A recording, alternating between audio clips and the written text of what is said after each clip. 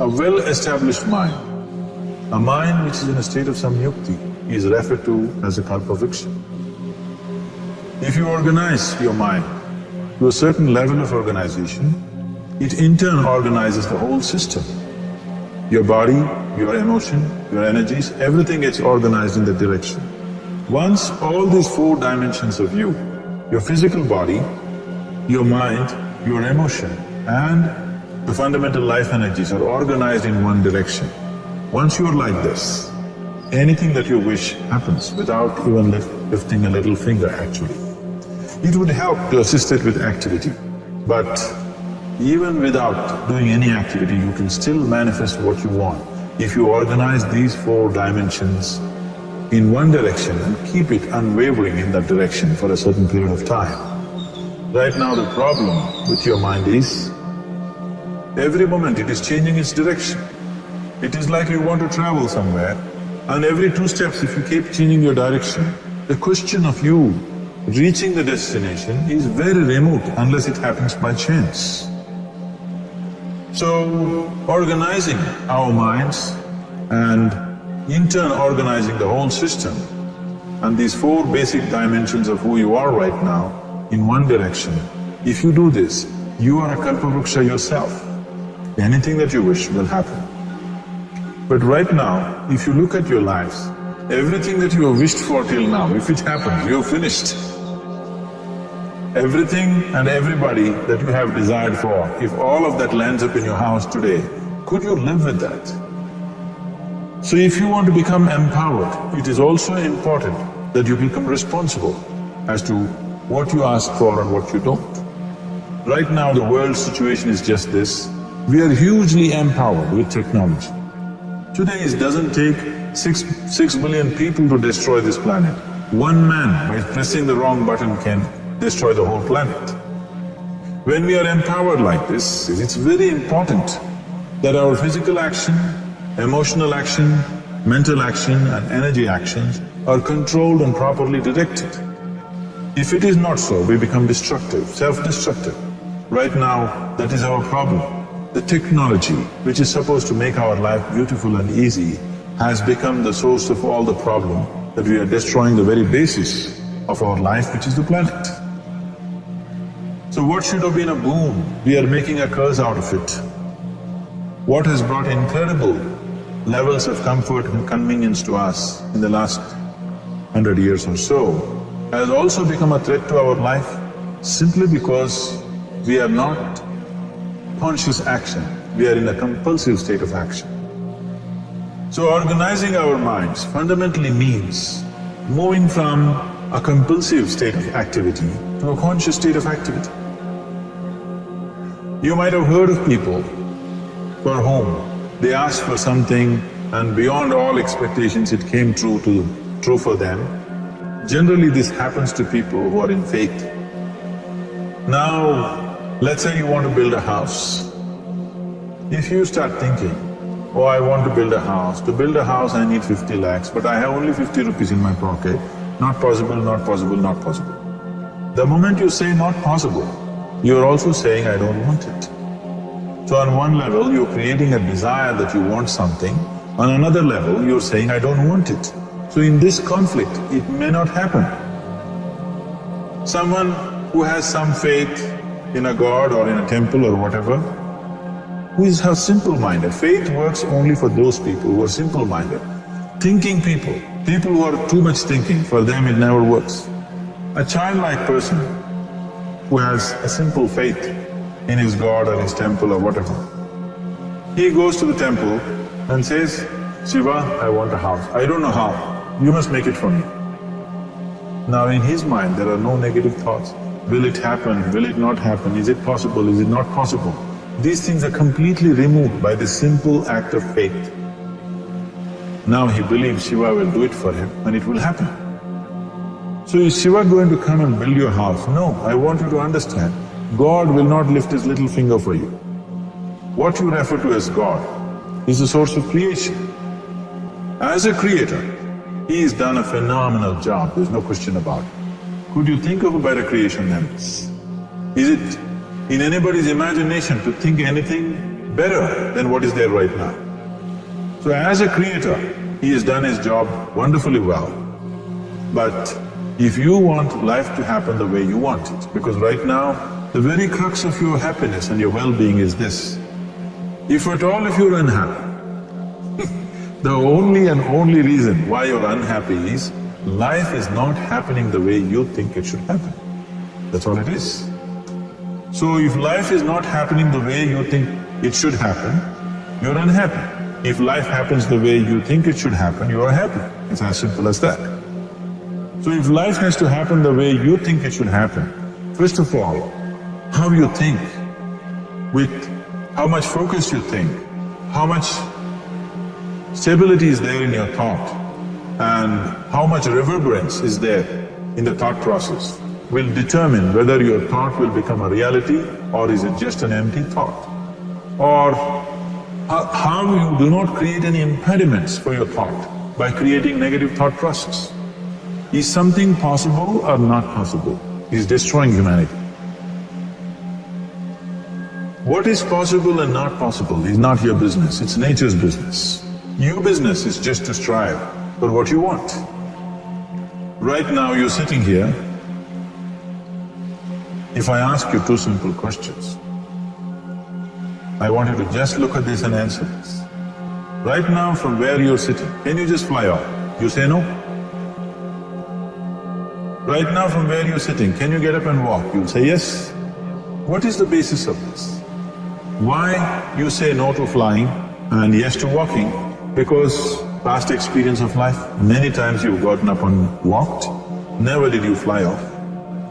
Or in other words, you're using the past experience of life as a basis for deciding whether something is possible or not possible. Or in other words, you have decided that what has not happened till now cannot happen in your life in future. This is a disgrace to humanity and the human spirit. What has not happened till now on this planet can happen tomorrow. Human beings are capable of making it happen tomorrow.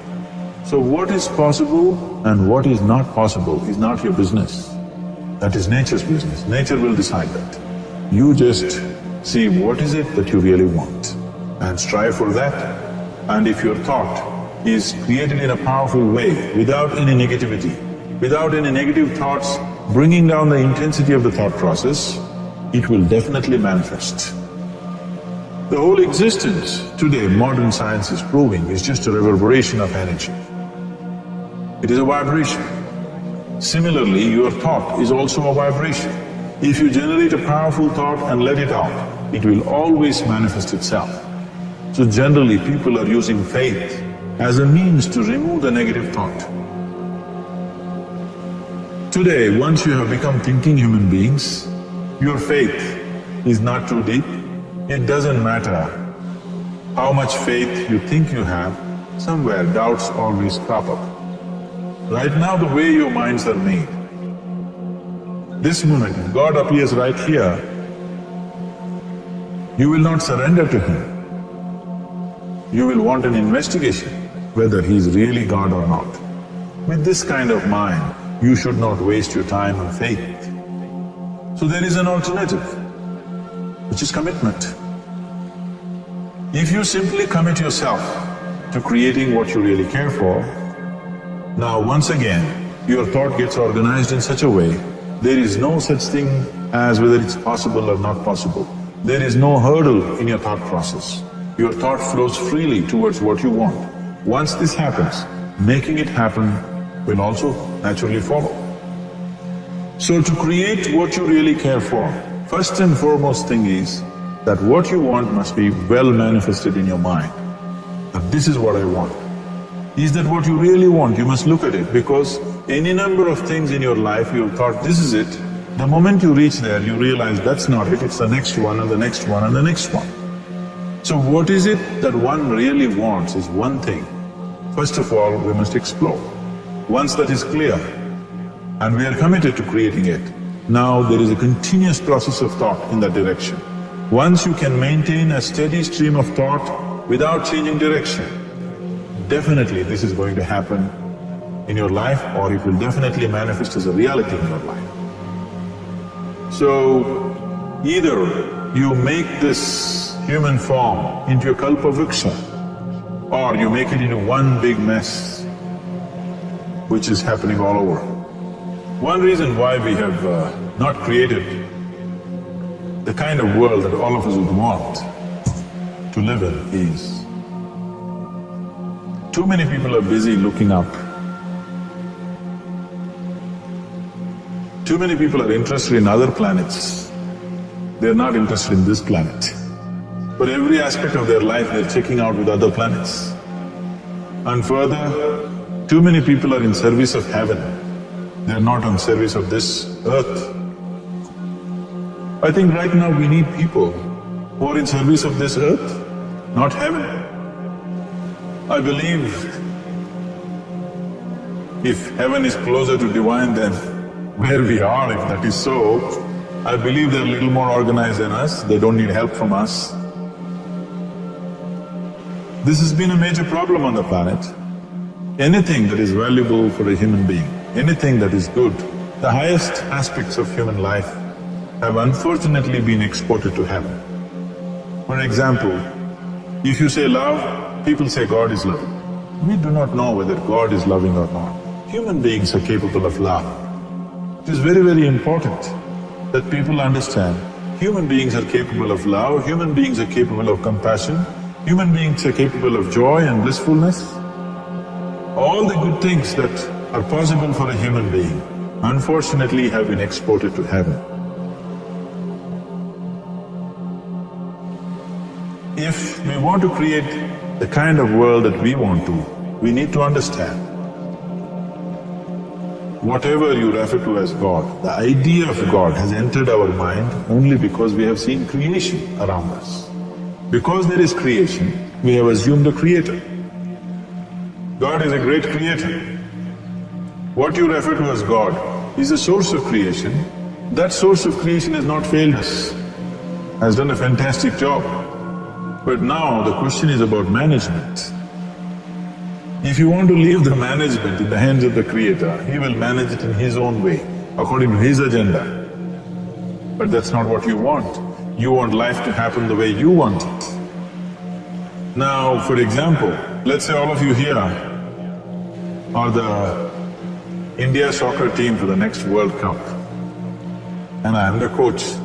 So these next 4 years, everything that you need to know about football is taught to you. Everything that I know about football is poured into you in so many ways. Now, the time to play the match has come. You're on the field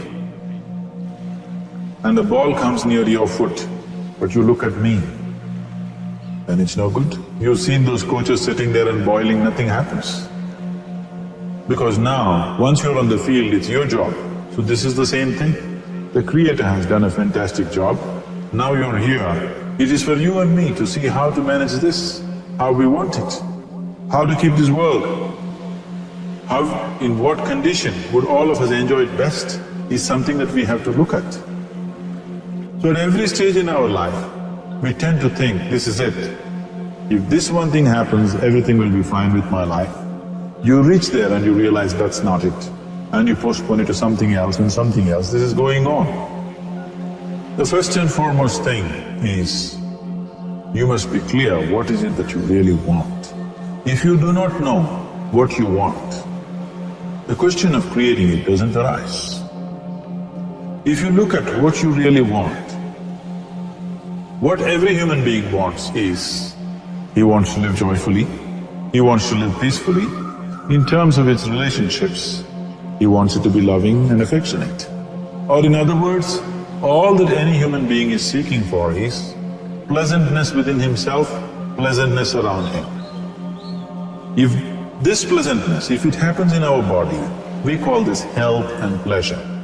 If it happens in our mind, we call this peace and joy.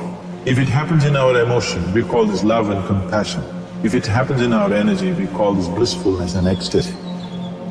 This is all that a human being is looking for. Whether he is going to his office to work, he wants to make money, build a career, build a family, he sits in the bar, sits in the temple, he is still looking for the same thing. Pleasantness within, pleasantness around. If this is what we want to create, I think it's time we addressed it directly and commit ourselves to creating it. So you want to create yourself as a peaceful human being, joyful human being, loving human being, a pleasant human being on all levels. And do you also want a world like this?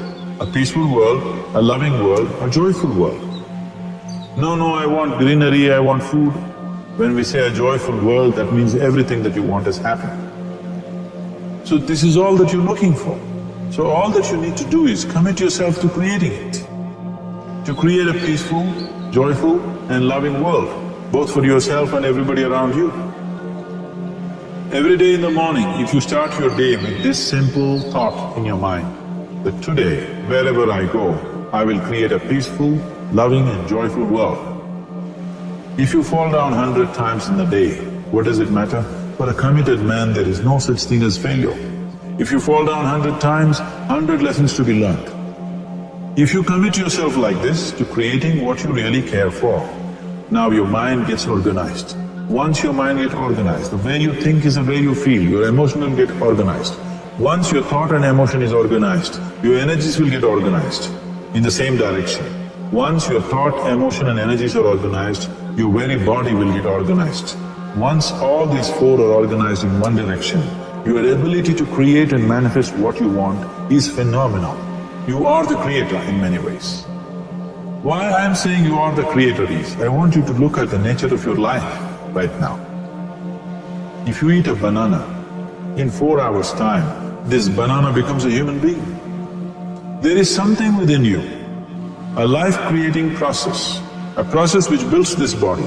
The manufacturer of this body is within. You give him a banana, he makes a human being out of that banana.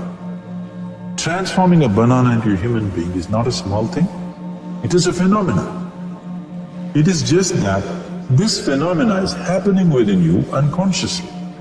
If you could only consciously manifest this, making a banana into a human being, you are the creator.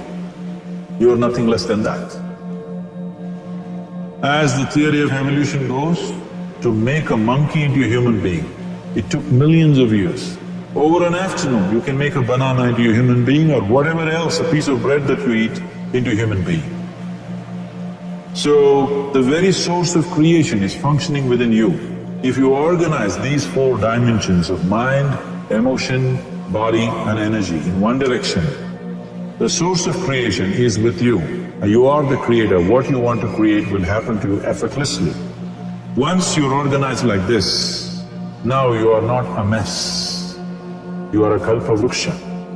You have the power to create what you want. There are tools and technologies as to how to organize the system in such a way that instead of being a psychological mess, you can make yourself into a kalpa vriksha. This culture, these traditions, the whole technology of yoga is just about this, transforming yourself from being just a piece of creation to the creator himself. This is not in search of God, this is in search of becoming a God. This is not in search of divine, this is in search of becoming divine. Because that which you call as divine, that which is the source of existence, is throbbing within you every moment of your life. Otherwise, a piece of bread cannot become a human being in the course of an afternoon. So, shifting from being just a piece of flesh and blood to becoming a creator, there is a whole science and technology for this. There are tools to make this happen. That which is the source of creation is functioning within you every moment of your life. It is just that, have you kept access to that dimension or not? Organizing the four basic elements of your life will give you that access. There are tools and technologies to do this. The whole science of yoga, the whole technology that we refer to as yoga is just about this, transforming yourself from being just a piece of creation to become a creator. For example, 100 years ago, if I picked up something like this and I start speaking to someone who's across in another part of the world, you would think it's some kind of a miracle. Either I must be a messenger or a son or maybe God himself. But today, this is just another gadget that every one of us carry and use. Today sitting here, without using this instrument, if I speak to someone in another part of the world, it is still a miracle for you. So, this instrument happened, or because of human mind wanting it to happen. 100 years ago, nobody thought this was possible, but today it is just a common thing. Similarly, many things which are not in our perception yet can be brought into our perception, and our ability to create our lives can be greatly enhanced. The first and foremost thing is to organize the mind and to organize your emotions, body and energy in that line. Once this happens, you are in touch with the fundamental life-creating process within you. Once you're in touch with it, once you're in excess of that power, you have the power to create.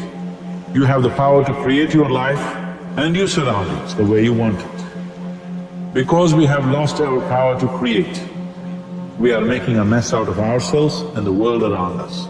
If we operated as the true creator, as it is operating within us, creating this body for us, if we could create our lives with the same sense of organization and sense of purpose, this world and the human being would be in a completely different state. It is my wish and my blessing that every human being in this world should have this access to the source of creation within himself, so that he can function here as a creator, not just as a piece of creation.